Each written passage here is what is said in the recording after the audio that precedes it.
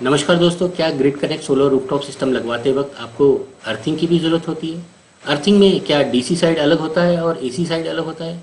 और ये अर्थिंग के क्या स्पेसिफिकेशंस होते हैं, क्या गाइडलाइंस होते हैं और क्या सर्टिफिकेशंस होते हैं? तो ऐसे बहुत सारे डाउट्स आपके मन में ज़रूर आ रहे होंगे। तो दोस्तों, इन्हीं सब पॉइंट्स को क्लियर करने के लिए हमारे साथ इस वीडियो में जुड़ रहे हैं हिमांशु तिवारी जी। जी हाँ दोस्तों, आप लोगों की जानकारी के लिए मैं बता दूं कि हिमांशु तिवारी जी पिछले 5 साल से सोलर एनर्जी के ही फील्ड में काम कर रहे हैं। इनफैक्ट उन्होंने तो मेगावाट लेवल्स में भी काम किया है और हम लोग बहुत ही प्रिविलेज हैं कि उन्होंने अपनी कीमती समय में से टाइम निकाला और हम सबको इस अर्थिंग के बारे में और भी जानकारी देने के लिए राजी हुए। तो हिमांशु जी, मैं पहली बार तो आपका इस अपने YouTube channel solar is my passion के ऊपर स्वागत करता हूँ। Thank you very much Ajit ji. और जो भी मिसकंसेप्शन या डाउट हैं लोगों के रिगार्डिंग अर्थिंग को लेके, तो आज हम लोग मिलके इस वीडियो में क्लियर आउट करेंगे। बताइए सर। सोलर सिस्टम्स की वर्किंग, पॉलिसी, प्रोसीजर्स और गाइडलाइंस को समझें और इन सिस्टम्स को अपनाएं। और अधिक जानकारी के लिए इस चैनल पे उपलब्ध वीडियोस को फुर्सत में देखिए। साथ ही में सोलर इंडस्ट्री से रिलेटेड रेगुलर और लेटेस्ट अपडेट्स के लिए इस चैनल को सब्सक्राइब भी कर लें और इस बेल को भी दबा दें। तो हिमांशु जी, सबसे पहले ये बता दीजिए कि भाई ये जो grid connect solar rooftop system होता है, इसमें क्या एसी साइड की अलग होती है अर्थिंग और डीसी साइड की क्या अलग अर्थिंग होती है? जी हाँ अजीत जी, ये लोगों का बहुत बड़ा डाउट है और जो नए इंस्टॉलर होते हैं वो ये बहुत बड़ी गलती, टेक्निकल फॉल्ट कर बैठते हैं कि सोलर प्लांट के एसीडीबी साइड, जिसमें आपका मेनली एसीडीबी या स्विच गियर कंपोनेंट होता है, उसकी अर्थिंग और डीसी साइड की अर्थिंग, डीसी साइड का सोलर प्लांट में आपके इन्वर्टर्स होंगे, डीसीडीबी होगा, आपके सोलर मॉड्यूल होंगे, उसकी अर्थिंग कॉमन कर बैठते हैं। ये एक बहुत बड़ी मिस्टेक है जिसको आपको कभी भी नहीं करना है। ठीक है, आपको हमेशा अपने सोलर पावर प्लांट के एसी साइड की अर्थिंग अलग करनी है और डीसी साइड की अर्थिंग बिल्कुल ही सेपरेटली एसी साइड से अलग करनी है। तो ये इस चीज का आपको हमेशा ध्यान देना पड़ेगा। अच्छा, ये तो होगी कि भाई एसी साइड अलग करनी है और डीसी साइड अलग करनी है, लेकिन कई घरों में तो ऑलरेडी कुछ अर्थिंग होती भी है, कई लोग करवा के भी रखते हैं। क्या उनके साथ इसे जोड़ा जा सकता है? देखिए, अगर आपके घर में पुरानी ऑलरेडी अर्थिंग है तो वो अर्थिंग की गई है आपके घर के एसी सिस्टम को प्रोटेक्ट करने के लिए। ठीक है, तो बेहतर तो ये होगा कि जब भी आप एक ग्रिड कनेक्टेड सोलर लगा रहे हैं तो ये चीज आप ध्यान में जरूर रखिएगा कि आपकी नेट मीटरिंग अप्रूव होने से पहले आपके डिस्कॉम की तरफ से किसी न किसी का साइट सर्वे वहां पे जरूर होगा। और नेट मीटरिंग अप्रूव होने से पहले आपको एक साइट की टेक्निकल रिपोर्ट सबमिट करनी पड़ती है, जिसमें आपके डिस्कॉम के जो लोकल जूनियर इंजीनियर हैं वो आपसे अर्थिंग पिट की वैल्यू जरूर मांगेंगे। तो जस्ट इन केस अगर आप अपने सोलर प्लांट का एसी साइड उस कॉमन अर्थिंग में आप कनेक्ट करवाने जा रहे हैं, तो किसी भी अपने लोकल इंस्टॉलर से या इलेक्ट्रीशियन से आप बोलें कि आप मेरी अर्थिंग पिट जो या तो मैंने नई बनवाई है या तो मेरे घर की अर्थिंग पिट है, प्लीज आप इसकी अर्थिंग वैल्यू चेक करके आप मुझे दे दो ताकि मैं इसमें सेफली अपने सिस्टम को कनेक्ट कर पाऊं। लेकिन बेहतर तो ये रहेगा कि आप अपने सोलर पावर प्लांट के लिए एक सेपरेट एसी अर्थिंग करवाएं। अच्छा हिमांशु जी, आप ये जो वैल्यू की बात कर रहे हैं, ये रेजिस्टेंस वाली बात आ गई शायद, हाँ? तो ज़रा इसको Correct. और इलेबोरेट करके बता देंगे कि भाई आखिर इसमें क्या चेक करना होता है, क्या रेजिस्टेंस होना चाहिए और क्यों इसकी ज़रूरत है?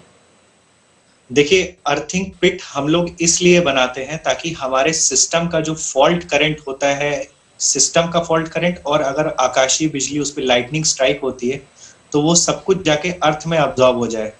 टेक्निकल लैंग्वेज में कहा जाता है कि जो हमारे अर्थ का पोटेंशियल होता है वो जीरो होता है और बड़े से बड़ा सर्ज या फॉल्ट हो या फ्लो ऑफ करंट हो वो अर्थ पिट में जाके एब्जॉर्ब हो जाता है।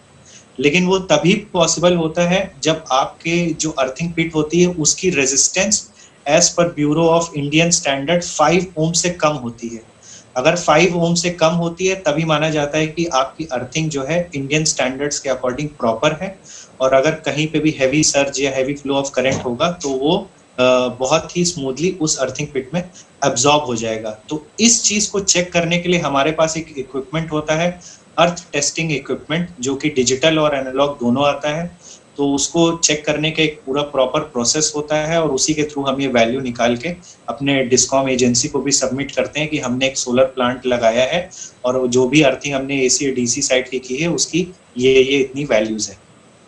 जी जी जी दोस्तों, यहाँ पे एक चीज़ और भी अपनी तरफ से मैं जोड़ना चाहूँगा कि जैसा कि हिमांशु जी ने हमें बताया कि भाई एक रेजिस्टेंस होता है और उसको प्रॉपरली चेक भी किया जाता है। इनफैक्ट आप लोगों की जानकारी के लिए मैं ये भी बता दूँ कि जब आपके उधर ये सिस्टम लगेगा उसके बाद एक इंस्पेक्शन भी होगा, कमीशनिंग रिपोर्ट भी बनेगी जिसमें डिस्कॉम वाले भी उसकी पूरी चेकिंग करेंगे। उस वक्त ये जो रेजिस्टेंस की वैल्यू है ये वो पूछ सकते हैं और इनफैक्ट वो पूछते भी हैं। तो आपको ऐसे ही टाइम पास का काम नहीं करना है, आपको जो भी करना है अच्छी तरह करना है, प्रॉपर गाइडलाइंस के साथ करना है, प्रॉपर स्पेसिफिकेशंस को फॉलो करके रखना है। क्या है कि ये जितनी भी चीज़ें होती हैं ये सब सेफ्टी इक्विपमेंट्स हैं। सिर सलामत तो पगड़ी हजार, सबसे पहले सेफ्टी। तो इस चीज़ का ध्यान हमेशा रखा जाता है और इनफैक्ट जो आईएएस स्टैंडर्ड्स की बात की है वो उसका इन्फॉर्मेशन हमने इस वीडियो के डिस्क्रिप्शन में भी दे रखा है।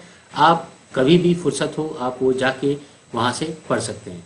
और ये जो अर्थिंग रेजिस्टेंस है इसको लेके एक सेपरेट डेडिकेटेड वीडियो है, उसका भी एक लिंक मैंने इस वीडियो में दे रखा है, तो उसे भी आप जाके देख सकते हैं।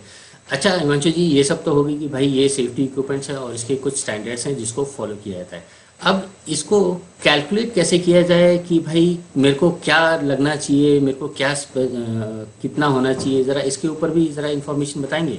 देखिए अजीत जी, इसमें मैं ये बता देता हूँ कि जो छोटे इंस्टॉलर हैं जो कि 1 किलोवाट से लेके 15 किलोवाट तक की इंस्टॉलेशन कर रहे हैं, तो उनके लिए मार्केट में स्टैंडर्ड ये है कि एसी साइड की आपको मिनिमम 3 अर्थिंग पिट आपको बनाने हैं, जिसकी आपस में जो दूरी होनी चाहिए वो मोर देन 3 मीटर्स होनी चाहिए। ठीक है। डीसी साइड की अगर आप अर्थिंग कर रहे हैं बिलो 15 किलोवाट या 15 किलोवाट तक, तो आपको डीसी साइड की भी सेपरेट 2 अर्थिंग आपको करनी है। ठीक है। लेकिन अगर आपका सिस्टम 15 किलोवाट से ऊपर का जा रहा है तब आपको उस टाइम एक कैलकुलेशन करनी पड़ जाएगी, जिसमें देखा जाता है कि आपके एसी साइड का फॉल्ट करंट कितना आ सकता है just in case system fail होता है, और डीसी साइड में अगर सर जाता है, फॉल्ट होता है, तो उसकी एक अपनी एक फॉल्ट करंट कैलकुलेशन होती है। ठीक है। उस कैलकुलेशन के आधार पे हमें पता चलता है कि हमारे सिस्टम का कितना फॉल्ट करंट होगा और वेदर हमारा जो अर्थिंग पिट होगा इस फॉल्ट करंट को बहुत ही स्मूथली अब्सॉर्ब कर पाएगा कि नहीं। तो उसी के आधार पे हम क्या करते हैं, नंबर ऑफ अर्थ पिट को बढ़ाने की कोशिश करते हैं। तो अगर आप 15 किलोवाट के ऊपर से कुछ अगर आप कैपेसिटी देख रहे हैं तो आपको इस कैलकुलेशन के आधार पे ही अपने अर्थिंग पिट की दूरी और अपने अर्थिंग पिट के नंबर को जस्टिफाई करना पड़ेगा। दोस्तों, जिस कैलकुलेशन शीट या जिस कैलकुलेशन की हिमांशु जी बात कर रहे हैं वो एक प्रॉपर एक्सेल शीट है और वो एक्सेल शीट आप इस वीडियो के डिस्क्रिप्शन में जाके डाउनलोड भी कर सकते हैं। इस एक्सेल शीट में प्रॉपरली सब कुछ दे रखा है। आपको सिर्फ अपने वैल्यू जो इतने किलोवाट का आप सिस्टम लगवाना चाहते हैं बस वही डालना है, बाकी सारी चीज़ें आपको वहाँ पे बाय डिफ़ॉल्ट आपको पूरा कैलकुलेशन के साथ मिल जाएगा। अच्छा हिमांशु जी, बीच में आपने बताया कि भाई डीसी साइड 3 और एसी साइड 2, ये कुछ ज़्यादा नहीं हो जाता, इसका कुछ लॉजिक है क्या? जी अजीत जी, देखिए अगर सेफ्टी फर्स्ट एंड ऑलवेज ये माना जाता है कि safety comes first and always and every time. ठीक है। तो गुड प्रैक्टिस में ये माना जाता है कि हमेशा आपके पास सेफ्टी इक्विपमेंट एक बैकअप में होना चाहिए। इसीलिए 2 मिनिमम अर्थिंग तो आपको करनी ही करनी है, जस्ट इन केस अगर आपकी एक अर्थिंग पिट फेल हो जाती है किसी रीजन की वजह से, उसके अंदर रस्टिंग आ गया या पानी भर गया या टैंपरिंग हो गया, तो दूसरी अर्थिंग इंटैक्ट रहती है हैवी सर्ज को अब्सॉर्ब करने के लिए। तो एसी साइड की आपको मिनिमम 2 अर्थिंग तो करनी ही करनी है अगर आप एक प्रॉपर सेफ्टी चाहते हो अपने सोलर पावर प्लांट की, और उसी तरीके से डीसी साइड के लिए भी आपको प्रिकॉशन लेना है during the time of earthing. तो दोस्तों 2 चाहिए या 3 चाहिए या कितना चाहिए, इसका ही पूरा हिसाब किताब इस एक्सेल शीट में है। जब भी आपके पास फुर्सत हो आप इस एक्सेल शीट को डाउनलोड कर सकते हैं, समझ सकते हैं। स्टैंडर्ड्स के भी लिंक दे रखे, आप स्टैंडर्ड्स भी पढ़ लीजिए। तो दोस्तों आशा करता हूँ कि जो भी हिमांशु जी ने हमें बताया वो आपके किसी न किसी काम आएगा। अगर आपके मन में अभी भी कुछ डाउट है तो आप हमें इस वीडियो के कमेंट सेक्शन में लिख दीजिए, हम आपके उस डाउट को क्लियर करने की ज़रूर कोशिश करेंगे। इनफैक्ट आप हमारे लाइव क्वेश्चन आंसर सीरीज़ जो कि हम हर थर्सडे को शाम को 6 बजे इसी चैनल के ऊपर करते हैं, आप वहाँ पे भी जुड़ के अपने क्वेश्चंस का आंसर पा सकते हैं। तो हिमांशु जी, हम एक और बार आपका धन्यवाद देते हैं कि आप हमारे चैनल के ऊपर आए, हमारे दर्शकों के साथ इतना वैल्यूएबल इन्फॉर्मेशन शेयर किया। दोस्तों एक और जानकारी शेयर करना चाहता हूँ कि हिमांशु जी का भी एक डेडिकेटेड यूट्यूब चैनल है सस्टेनेबल एवरीडे। जी हाँ दोस्तों, जहाँ पे वो भी सोलर एनर्जी के ऊपर ही लेटेस्ट और रेगुलर जानकारी देते रहते हैं। इनफैक्ट जो भी लेटेस्ट ट्रेंड्स या जो नए नए टॉपिक्स होते हैं उनको वो अपने इस चैनल के ऊपर क्लियर करते हैं। तो मेरा तो ये रिक्वेस्ट रहेगा कि जो भी सोलर एनर्जी की फील्ड में काम करना चाहते हैं या काम करने की इच्छा रखते हैं वो उनके भी चैनल को फॉलो करें। मिलते हैं नेक्स्ट वीडियो में नए टॉपिक के साथ, तब तक आप एंजॉय कीजिए the supreme source of energy, solar energy. जय हिंद।